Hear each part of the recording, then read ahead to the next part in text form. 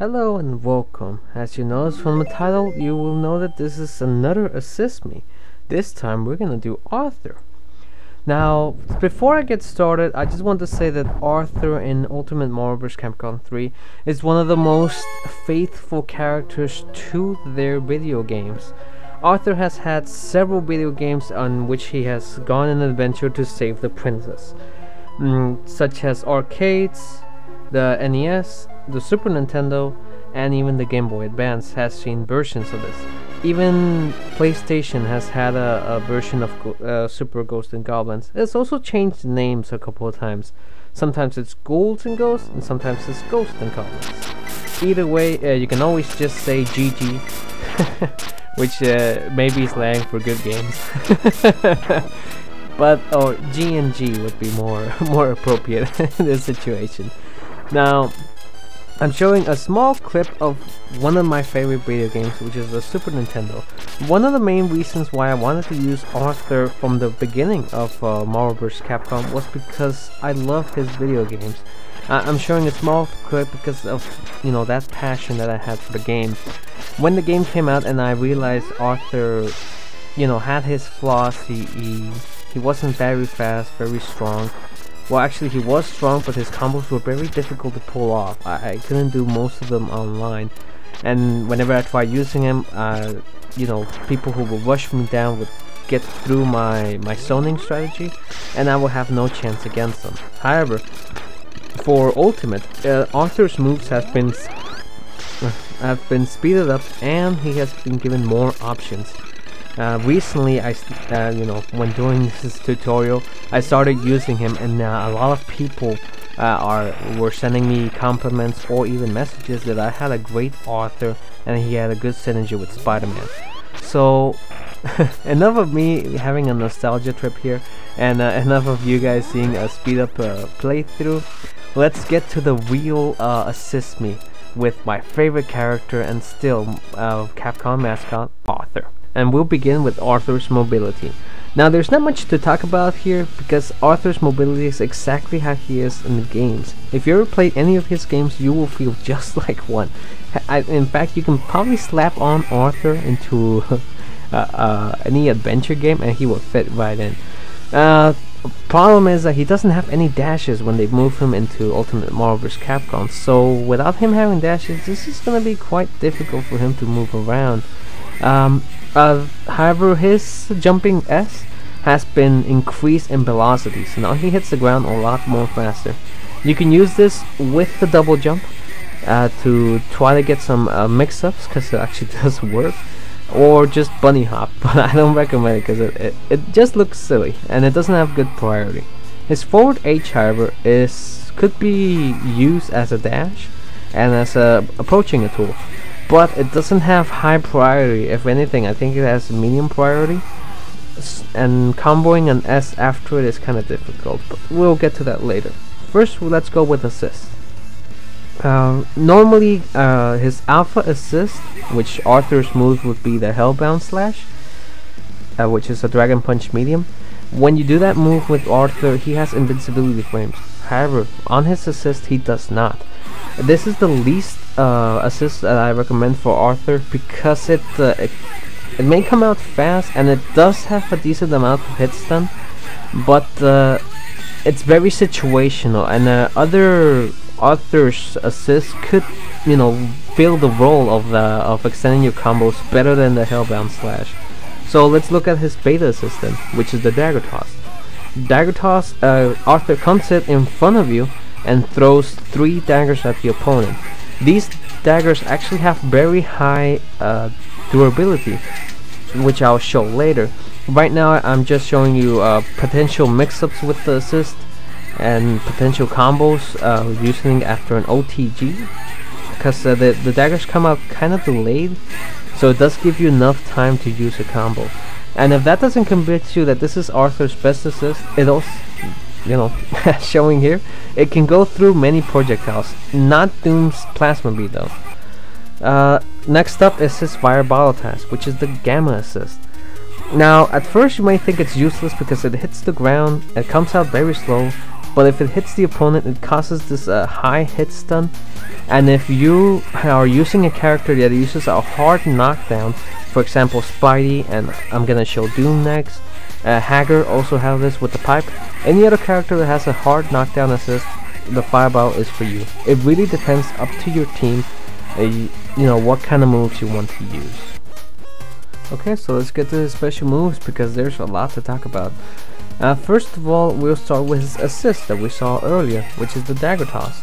Now, just like you see on the assist, he throws 3 of these in a row. However, that doesn't mean you have to do the same. You can delay each throw to be at that speed, kind of slow, not too fast. You just have to time your presses on the light. Another thing is that you can do these on the air and on the ground.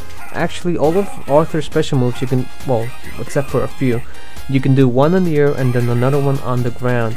Exceptions being the axe and the scythe.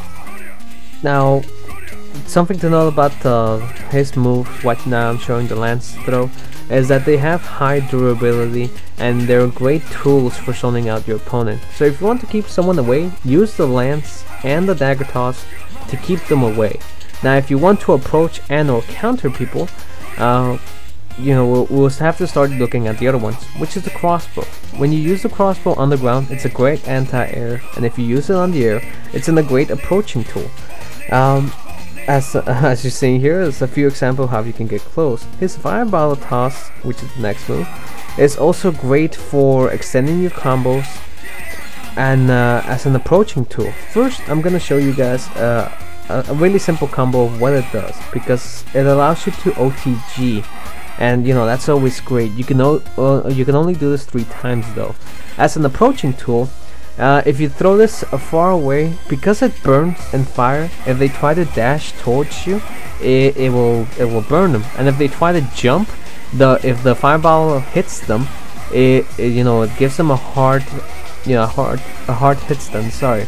So combining this with the crossbow, they're the best tools for approaching.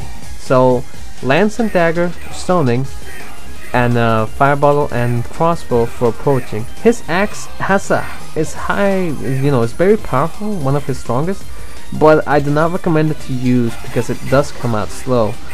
Another thing about his special moves is that they have a high durability. The downside is, just like the axe, it's strong, but it's not convenient to use as a counter. Next up is his scythe toss. Now the thing about his scythe toss is that despite being a 2-hit, when it comes back like a boomerang, you're not able to combo into it. So do be careful when using this one.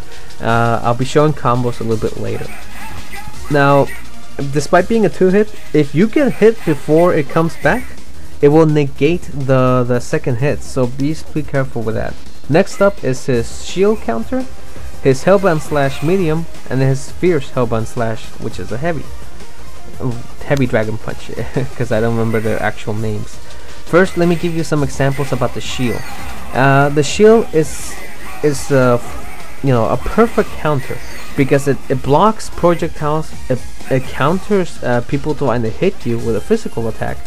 So his shield is truly the best. Another thing is that before I get into it, is that if you press Arthur's basic move, which is the medium, standing medium, he uses the shield. So here's an example of his medium dragon punch, the light dragon punch, which is the shield, and the medium.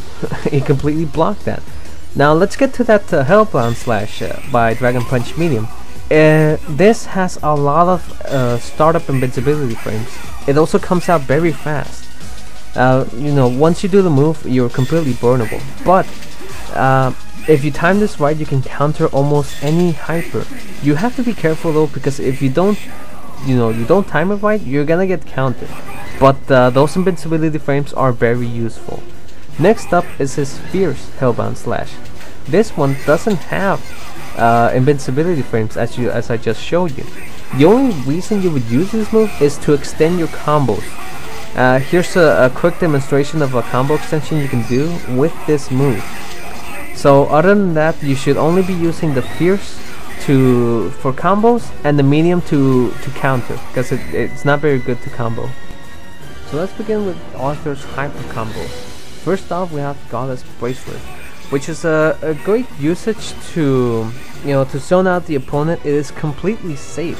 So if your opponent blocks it, they can't counter attack. And if you mash the hyper, you can get 40 hits and about above 300,000 points of damage. Next up, we have Save the Princess or Fire Dragon, which is his level 3. This is unscaled damage, and as a plus side, you can OTG from this hyper. So if you want to kill someone, this is the best way to do it. Now onto his more extensive hyper, which is the Emperor Armor, which is a level 1.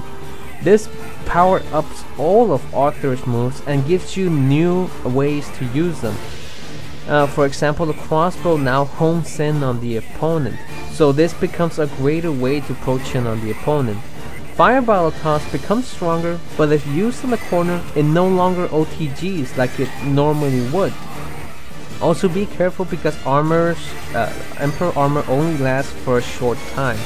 So if you use this hyper for long, you're gonna break out and you won't be able to recover. Meaning someone with an OTG will be able to pick you off the ground and attack you. Be careful with that. His Scythe Toss has become stronger, but you still can't combo into it, so it's still pretty useless. His Axe Throw, however, is now able to combo in the air, and it has this nice loop when you do it on the ground. Next up is this back H, which is useless. Next up is his Counter Shield, which is still good. His medium Dragon Punch or Hellbound Slash now does this unrecoverable spin, and you can do this tiny little infinite on him, but we'll get to that later. Next up is his Fierce Dragon Punch, heavy, which now causes a ground bounce. This is perfect for extending your combos and dealing even more damage. The only downside is because you don't have the Fireball Toss to OTG the opponent again, you're gonna need an assist if you plan to do Emperor combos, which I'll show you guys on the next episode. Keep in mind, his armor will break and you will be vulnerable for people who can OTG you. So always watch out for that. So if you enjoyed this video and have any kind of suggestions, please leave a comment below. Part 2 will be released very soon. Thank you again for watching. My name was Latz, and until we meet again, take care and happy gaming. Latz.